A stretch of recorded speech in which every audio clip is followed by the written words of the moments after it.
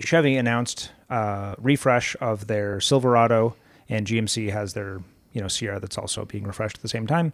All new for 2027. I don't know if it's entirely new from the ground up, but it's largely new.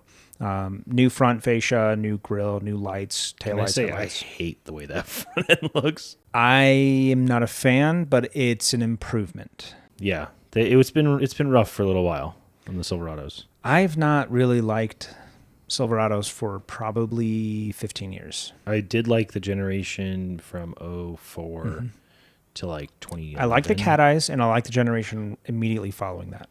They look good. They were simple. Honestly, every major manufacturer in that generation had a good-looking truck. The F-150 looked good.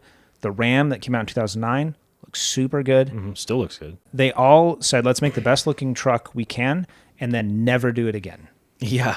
All of them.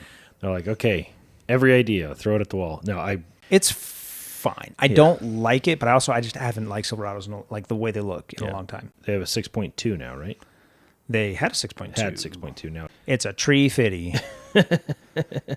350 cubic inch? Yeah. Oh, okay. So that's 5.7? 5.7. Yep. It's a return of the tree fitty. Yeah.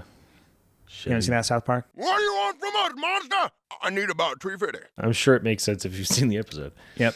There's a 5.7 and a 6.6, which come out to 350 and 400 respectively, which if you know your GM V8 family history, those numbers should sound very familiar. Chevy 350 was in everything. Everything forever. And super cheap. Pretty reliable engine. It was 8 out of 10 reliable, 9.5 out of 10 inexpensive to produce. They were also like everywhere, and they fit in everything. Yeah. Everything GM made, it 350 goes right in. Yep. Same bell housing. So you can go to any pick apart, any junkyard, get a 350 super cheap. Yeah. Bolt it up to any of your GM GM project cars. And it wasn't like they weren't like a tuner's engine. They were like you could make good power out of them. You could. You'd have to go a lot further distance than you would for some of the LS. It's iconic. It's well known. Yeah, but you can get something that you know is going to run. Horsepower, torque, fuel economy, tow figures. None of that's been released yet, so we don't know.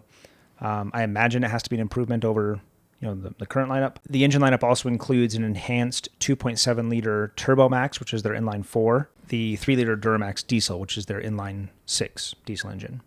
So hopefully these prove to be more reliable than the 6.2.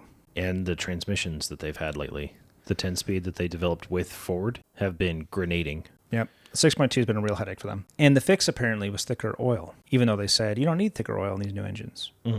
But somehow the fix is thicker oil. Yeah. That's why I run straight crude oil in my CUDA. So these are 2 of the 3 new 6th generation V8 engines in GM's lineup.